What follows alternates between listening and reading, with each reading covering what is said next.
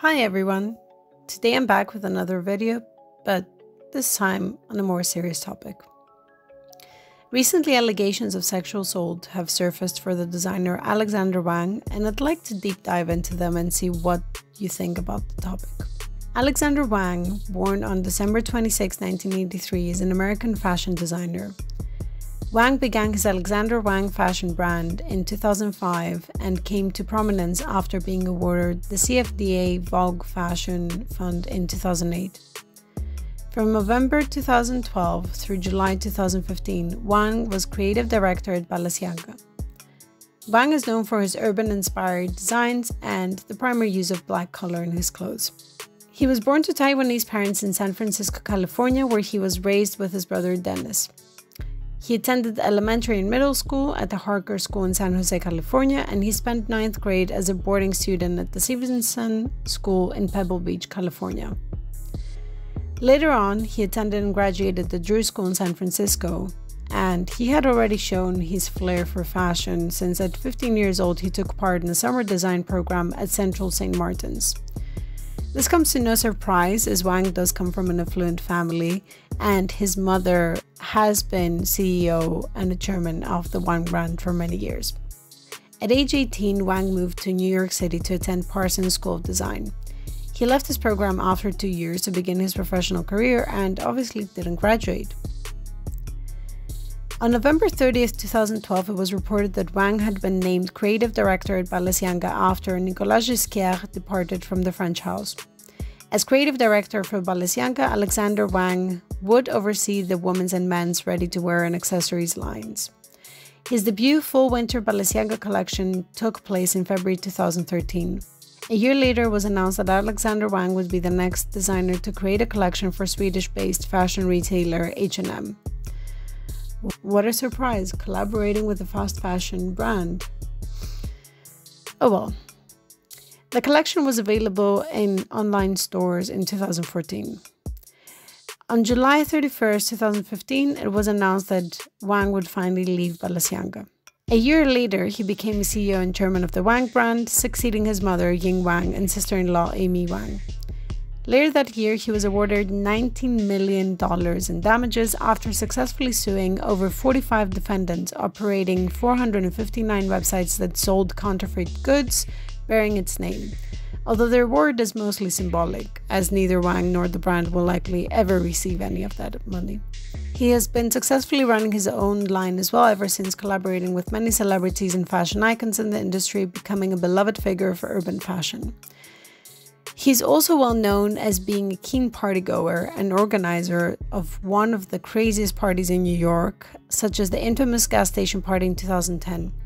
His party figure solidified him as a socialite, and I think is very important in this case since it will come into play during the allegations. Before jumping into the most recent allegations, I think it's important to cover an incident in 2012 where Wang was sued for running a sweatshop in Chinatown, Manhattan. The article stated that roughly 30 workers have complained about the labor conditions Wang provides. According to Women's Wear Daily, the plaintiffs involved in the suit were asking for $50 million per charge, adding up to $450 million for the 9 charges in total. Workers complained about the conditions such as working 16 hours a day with overtime and no breaks, as well as the building conditions with a lack of windows and poor ventilation. These situations are unfortunately nothing new in the fashion industry, and although people believe that by buying luxury fashion they will not be supporting sweatshops, it's actually far from the truth. Unfortunately, on August 14, 2012, WWD reported that the lawsuit had been dismissed. We are gratified that this matter has been dismissed as the allegations were unfounded and completely false, a spokesperson for Wang told WWD. Lawyers for former Wang employees Flor Duarte and Wenyu Liu declined to comment. However, it was reported that both parties had agreed to a settlement with undisclosed terms.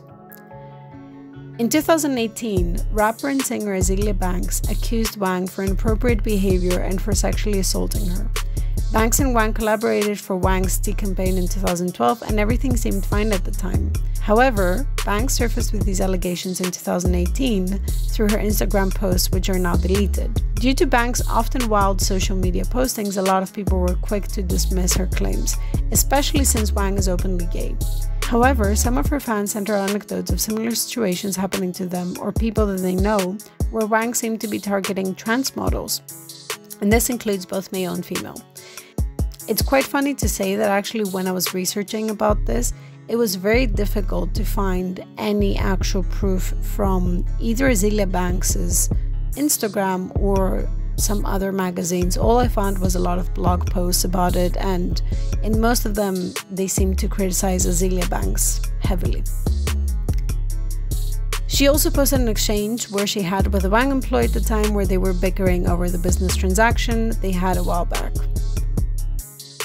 Although these allegations could at the time harm Wang, the persona that Banks had been made famous for was easy to use as an excuse to dismiss them and shove them under the rug, which is exactly what happened.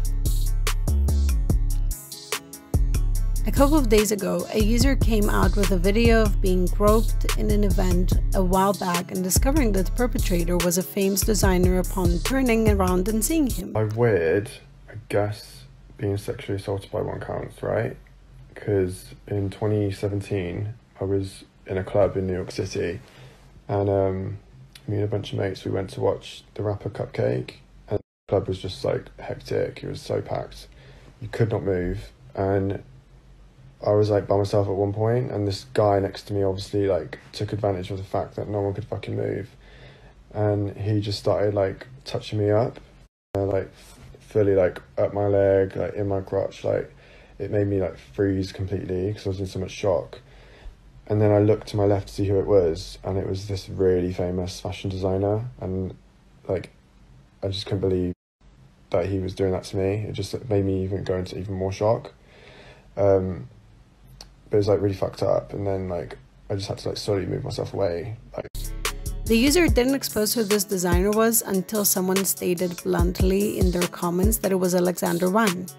Shocked, the user then confirmed it and went ahead and gave more candid details of the story. The story was then picked up by a famous Instagram account unveiling horrible treatment of models and employees in the fashion industry called Shit Model Management. The screenshots below were collected by that account. Many users have come forward since, sharing their own stories with similar interactions with Wang. A lot of these allegations describe Wang drugging his victims by using various psychoactives mixed with water and then carrying them to his apartment and hotel rooms. There are also instances where he is being accused of giving alcohol to men under the legal drinking age in the US, which is 21 years old, and thus coercing them to sleep with him. There's even an account where someone who was drugged went into a psychosis due to being bipolar and not knowing it. This led to them being transferred to the psych ward and thankfully not becoming a victim of abuse in the end. Some of the accounts are extremely detailed, and a lot of them share similarities which tend to show a pattern of behavior. Due to the story being picked up by big Instagram accounts that tend to criticize similar events to this in the fashion industry, the general consensus in the comments seems to be positive towards the people that have come forward. This is definitely good in order to be able to open the general discussion and move forward into investigating these allegations. This belief of people who come forward for similar crimes tend to always be quite high, especially if the perpetrator is of a higher status than the victim. Which is why it's great to see that the audience is inclined to believe them, so that at least we can investigate these further.